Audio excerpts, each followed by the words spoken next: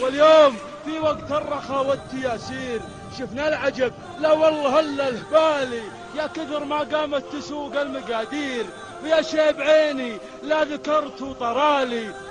المسجد اللي هزه اصوات تفجير، في حزة فيها ايجاب السؤالي، والمسلم اللي ذبح من دون تبرير، ودم الرضيع اللي على الوجه سالي، بنشدك يا مكفر هالدين تكفير، وش حكم ذبح المسلمين العزالي؟ تدبر القرآن والهدي تدبير، واخذ الجواب بصيغته والكمالي، فضحكم الله يا الوجيه المغابير، يا طغمة التخريب والانحلال، واللي على الفتنة تدق المزامير، نعرف مطامعهم على كل حالي، ونعرف من يدفع رسوم الفواتير، يا الحية اللي جحرها الاحتلالي، لنحورهم حنا سوات الأزارير، حنا حماة الدين يا أهل الضلال، الأرض نزرعها رماح ومسامير، يحرم عليهم وطيها بن عالي، ديارنا ما هي بكابل وكشمير، وهم ملالي صدق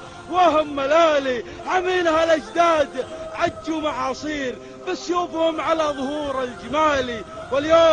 واليوم يا سلطان شفهم طوابير، ملوا من المجلاس تحت الظلالي، يبون يوم فيه للحق تكبير، عن الكلام تبان فيها الفعالي، يا سيدي قل وش تبي بس ويصير، حدد هدف لو هو عسير المنالي، فالجو نفاته فالقاع جنزير، ومتاك اليوم من طيب فالي، هذا وطننا ما سكناه تهجير، الجيش واحد ما جمعنا الاحتالي، لو ينتخي عرعر تلبيه خرخير، كل الجنوب يصير جنب الشمالي، لا يا وطن لا تحسبنا مدابير، لو الدهر في بعض الأحيان مالي، طالبك لا تجفل من الوقت وتدير، وكل ابناك وبالله الاتكالي، وإن كان ما شفت السعد والتباشير، عيب علينا لبسنا للبدالي، نذر علي لحرسك وفديك، وغير ديني وعرضي فيك، واغلى حلالي واللي يأثر فيك